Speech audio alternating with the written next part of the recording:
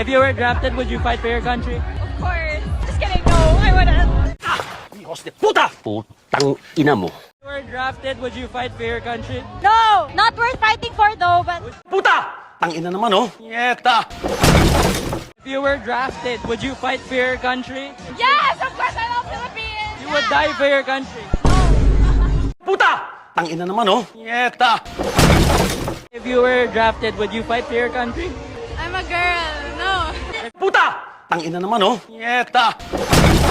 If you were drafted, would you fight for your country? No. If you were drafted, would you fight for your country? No. Puta! Tang ina naman oh. Yeta! If you were drafted, would you go? I'm special, no, I can't go. If you were drafted to the army, would you go? Yeah, I would go. I'd die for the Hus, bro. For the heart! If you were drafted, would you fight for your country? Yes, of course. What the draft me right now? die? You would I die? I would die for my country. Would you not? No. Punyeta! Walang hiya ka talaga. Punyeta! Punyeta! Punyeta! If you were drafted, would you fight for your country? I don't wanna die. If you were drafted, would you fight for your country? Of course, para sa mga bodies dito. If you were drafted, would you fight for your country? No. If you were drafted, would you fight for your country? No. This country! So, ganitong klaseng kabataan yung magiging future residents ng Pilipinas. Phew! I don't think that's going to be a good future for the Philippines. They are so proud of themselves. But if you undermine that pride, it's an empty bravado. Wala naman talaga silang may pagmamalaki. They cannot even do anything for their country. They cannot even sacrifice anything for the greater good. They are there for themselves and themselves only. Gusto nila lahat ng perks, kalayaan, magandang gobyerno, kung ano-ano pa, without even knowing the price they need to pay for it. They are really kids. Naive kids. Sila daw yung babawi sa 2028. Well, what kind of values are you going to propagate on 2028? Yung pagiging entitled nyo? Yung pagiging brats nyo? Yung pagiging selfish nyo?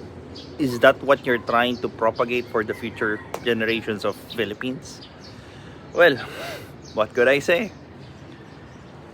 If that continues, then I'm sure Philippines will be gone. There will be no more Philippines for the next generations to enjoy, because no one's going to defend the country for the next generations. Well, there you have it. The reason why Philippines is fucked up is because no one wants to sacrifice or do something for our country anymore. It's the sad reality of things. You don't want to die. That's not going to happen. At some point, you will die. But the better question should be, what did you live for? For the hus, for the booze, for the girls, for the men. Diba? If those are the things that you lived for, then hindi ako nagtataka kung a lot of these kids will grow up empty, feeling empty, depressed. And, you know, they would have a mental health problems pagdating ng 30s or 35, because again, they didn't have any purpose at all. The things that they are enjoying right now, nai-enjoy nila yan dahil may mga taong nagbuwis ng buhay para sa kanila. Para maging malaya sila sa pagpapahayag, sa kung ano man yung gustong gawin nila. But just like any other piece, the world that we are living in hasn't obtained an eternal peace yet. So from time to time, we need to sacrifice something for us to continue that peace, and something's got to give. Naiintindihan ko yung sentiments nila. They are afraid. They are afraid to die. They are afraid to take up worthy goals. They are afraid to take up worthy fights because they haven't really understood the real world yet. This is Pinoy Extreme.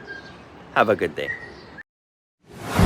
This is Pinoy Extreme.